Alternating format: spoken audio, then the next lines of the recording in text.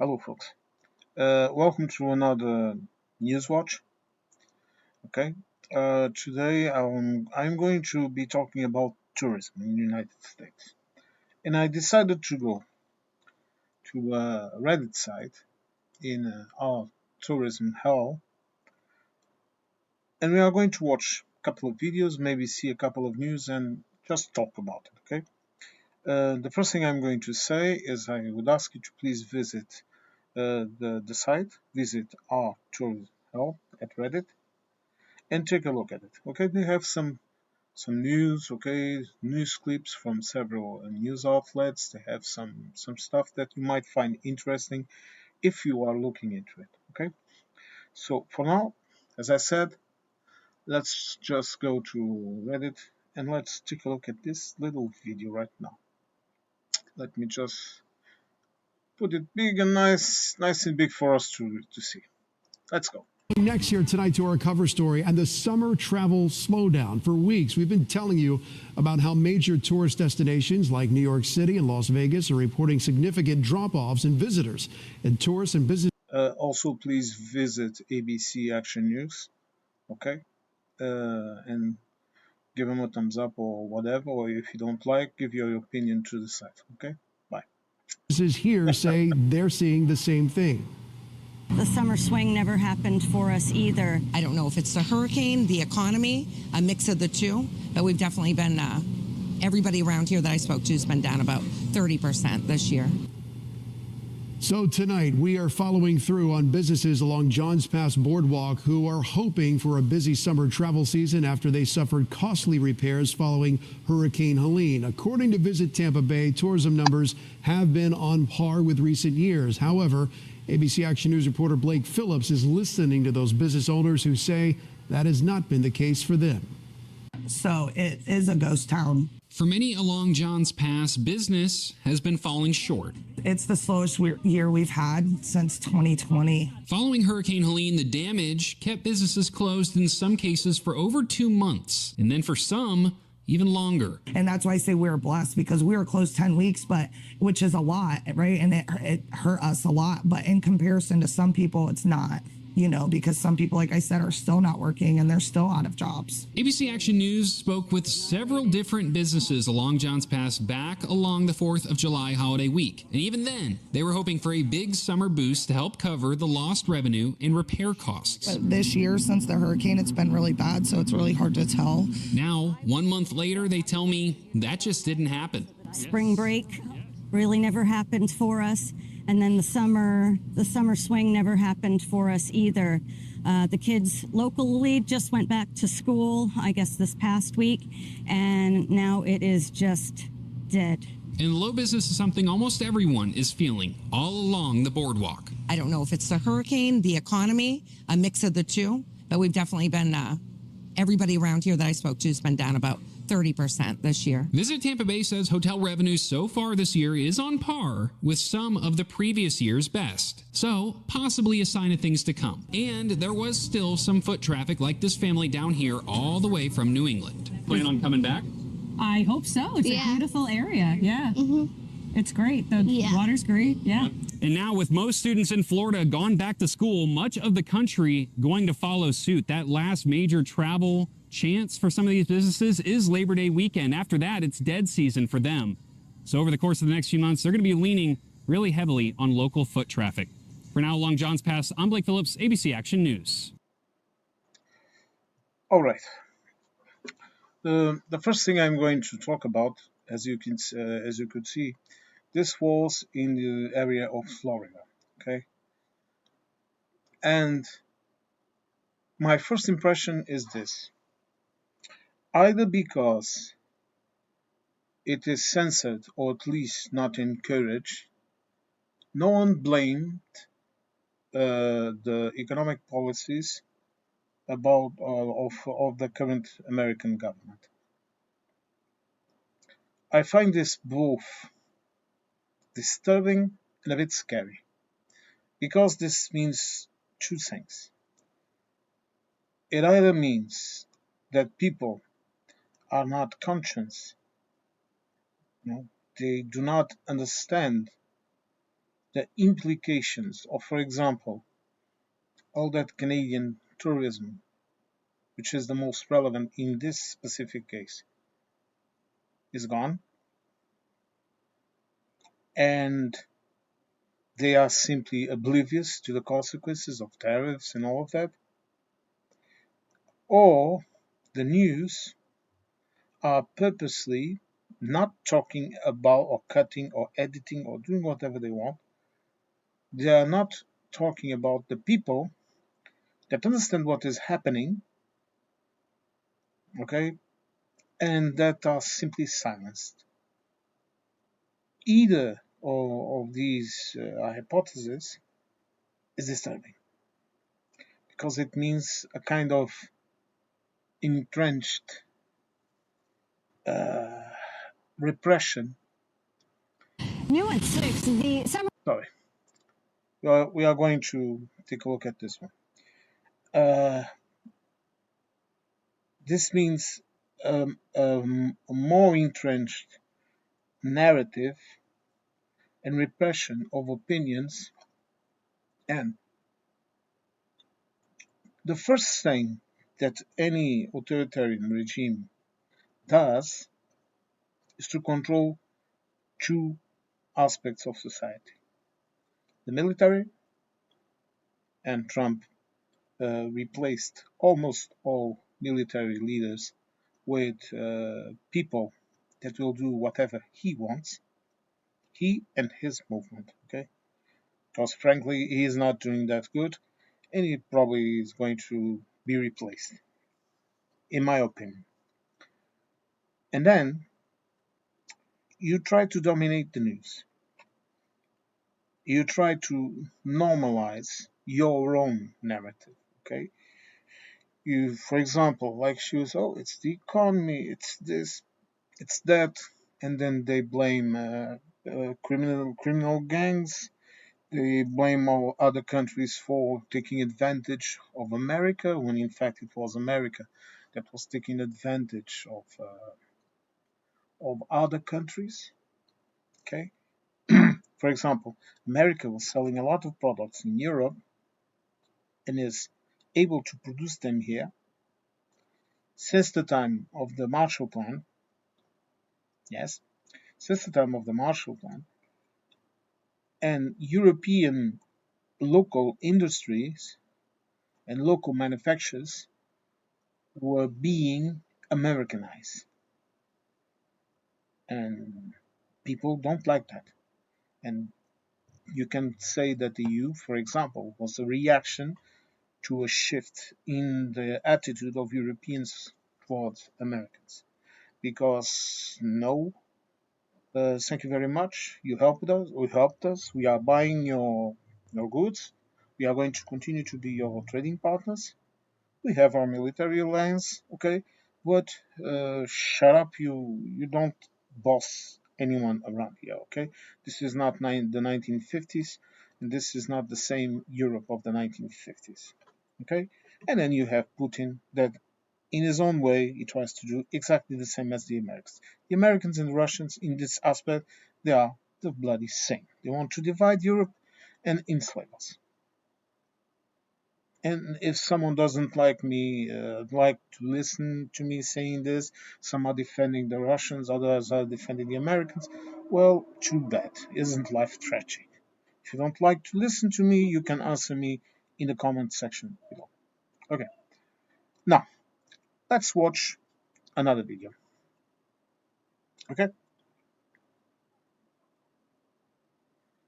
Summer season is one of the busiest times of the year for Lake George, but this is in summer, New York businesses State. are experiencing a tourism slump. News 10 ABC's Amber Fisher is live in the studio with more on this story. Amber. Trishna, Canadian tourists have long been a key part of Lake George's summer season, boosting sales and tax revenue and keeping local businesses busy. But this year, some shop owners are noticing a drop, especially those who count on that cross-border crowd to stay afloat.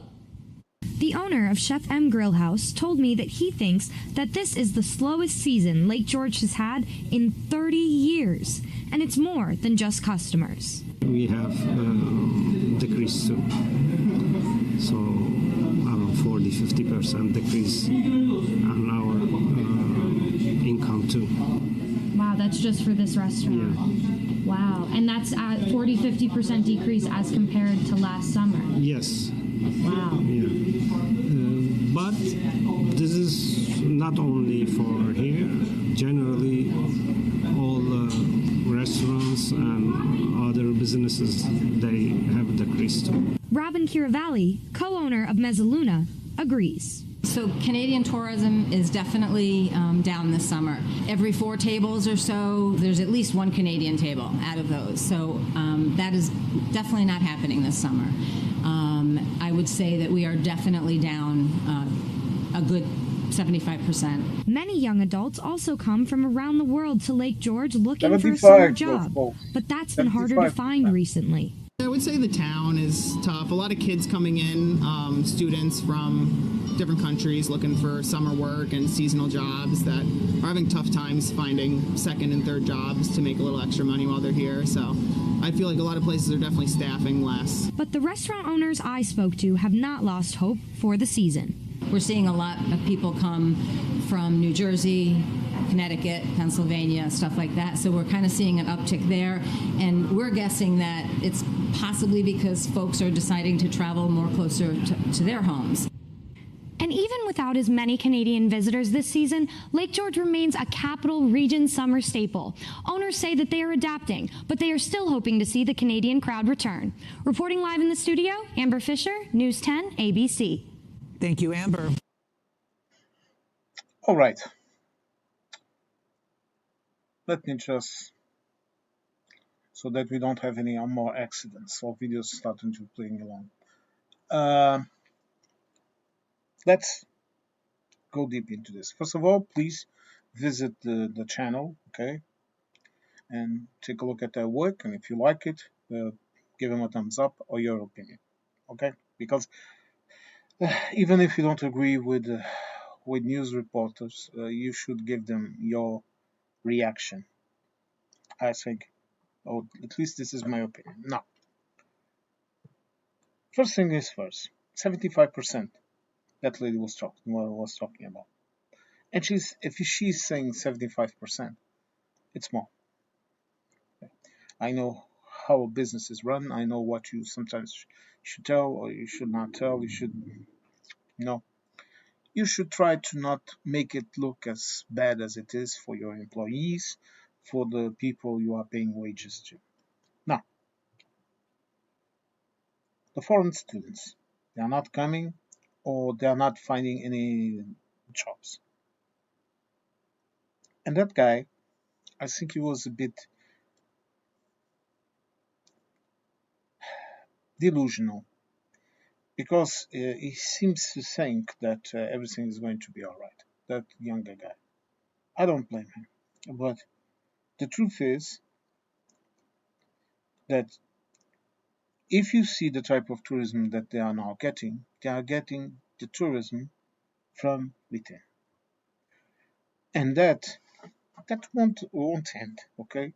Because there will always be some people with enough money, enough available income to go and spend some vacations.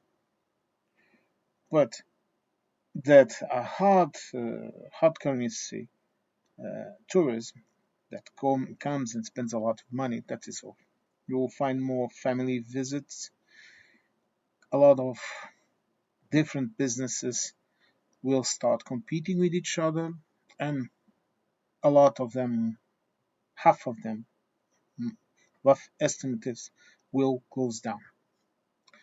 And then the towns will have less money, the state will collect less taxes, and you will have less money to invest in infrastructures, to pay wages, to provide services for the population.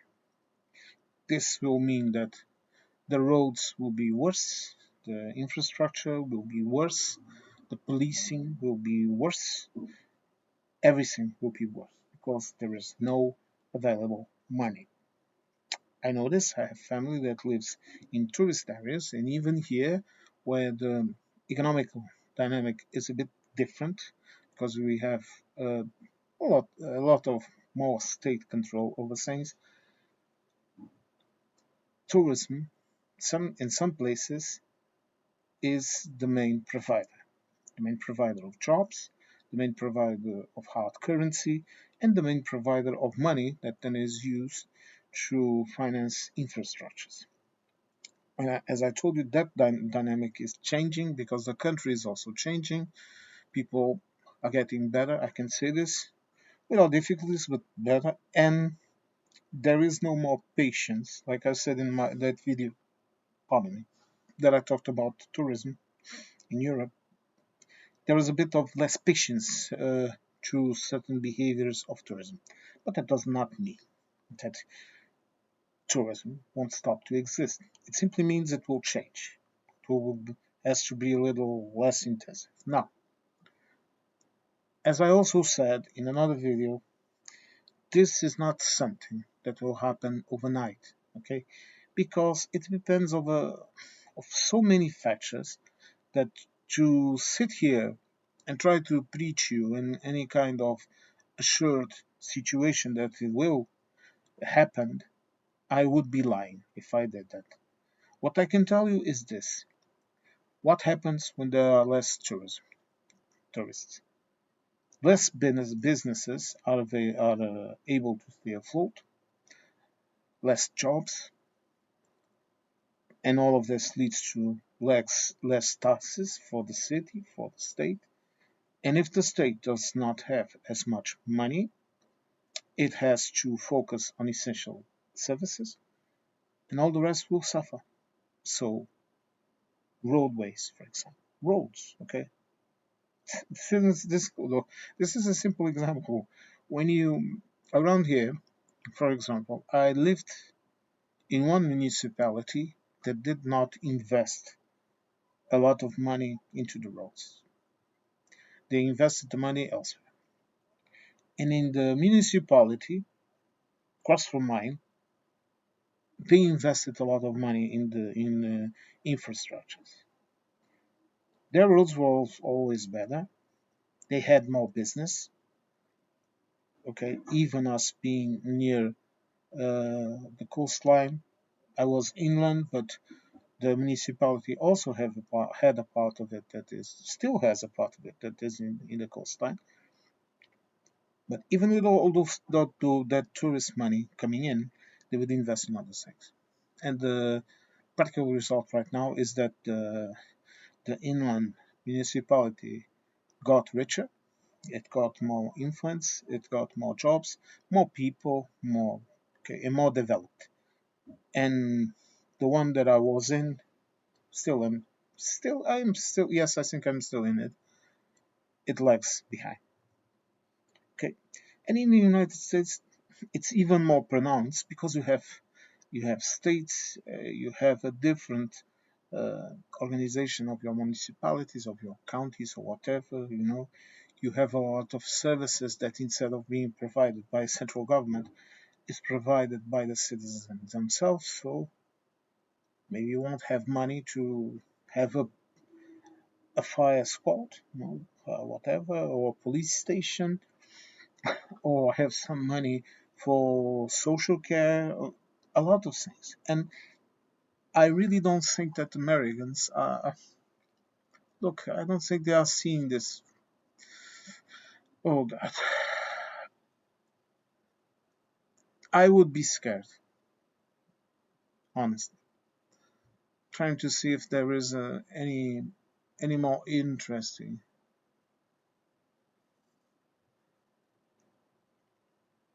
But no, I will save the rest of this for another video. Well, let's put a conclusion on this video so it doesn't become too long. I have to stop measuring my ranting because sometimes I start speaking and I forget about things. Okay, what I'm trying to tell you is this. If you live in a tourist area and you depend on tourism, any decent businessman, okay, would know why the Canadian tourists are not coming back. Unless you were living under a rock, you would know it. And why people or the news don't talk about this, it's a very bad sign. Because you can try to ignore this as much as you want. Try to ignore it. Look, I said this again, I saw this happening during Brexit.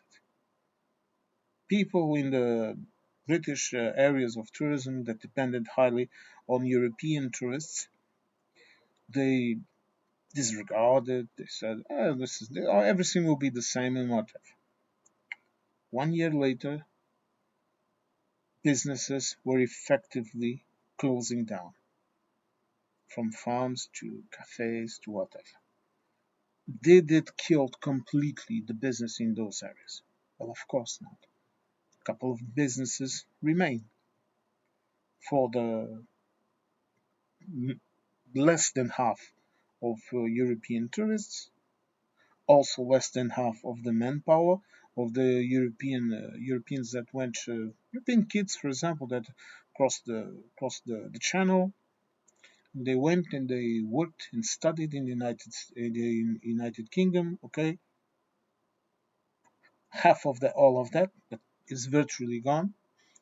But there are still some businesses that exist. Okay, there are still restaurants. There are still a couple of things, but it's not the same as it was before. And more than that, the level of money that the state earns to the bulk of the state for it is gone. So it's a slow erosion. And you also have to consider that the tourists that now don't go into the United States, those tourists that don't go to the New York State, okay, the video that we just saw, the tourists that don't go there, they are going elsewhere. And they are forming connections in another side. Okay, for example, they rented a house here near the beach. Okay, now they are renting a house in Canada, in Europe, in Mexico, in Cuba, because this is a global world. Okay, the only reason was the convenience of just getting in, for example, in your car and drive across the border with no issues, go to your place of vacations, spend a couple of weeks there, enjoy your vacations, or even if retired people to go and spend the winter in a place with a less cold environment or whatever, or because they want it, who knows, okay? Or even artists and people with money or people without any money, kids crossing the border to work, that's all gone. It's not completely gone, okay? Because it's still working in some areas, okay? But as fear and backlash grow and as markets diverge, you are losing. Some people are talking about 20 billions of dollars in less in negative revenue. I saw a report, they were talking about it here, of 50 billion. 50. And if we are going to believe in any figure, okay, I do what I do when I cannot find an exact number. Split it in half. Put it in the area of 30 billion. But even one negative billion is a collapse, tragedy. It causes irreparable damage. So make what you want from this. But I think, I don't know, but I think citizens in the United States, you have to organize, okay? You have to organize yourselves, okay? You elect Congress people, you elect people that apparently go and represent you. So you either get together and do something about it, or you accept the consequences of this. The consequence will be, for example, in that video that we are seeing about all those streets were lined with businesses, you are going to see a similar thing to a lot of streets, for example. And I go to this example again because it's the closest example that we have. You go to the United Kingdom and you will find the same scenario. Half or more than half of the businesses closed. A couple of them still thriving, still working away, because some businesses are able to endure this. Okay, some businesses, for example, are able to endure, instead of having 10 people for dinner, having 2 people for dinner and still be able to function. Maybe if they are having less people, so they don't need as many employees, so they just have one person serving at the tables, another person cooking, whatever, and it's enough for them to take their profit and the employees. But the fact is that the boom, all of that money that was used elsewhere, is gone. And I don't think if this is true, if these people are not talking about this, just that woman, that girl, okay, that talked about, I don't know if it's the economy, she barely mentioned it.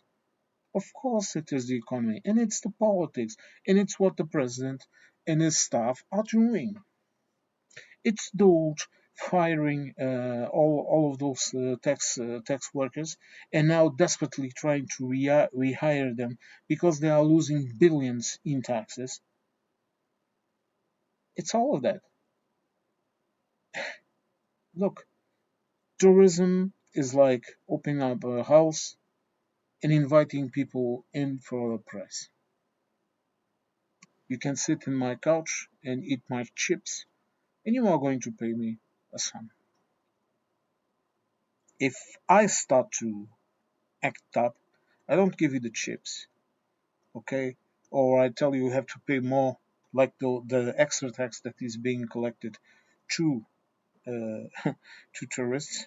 Another wonderful idea, and the ending of the taxing over small portions, small parcels.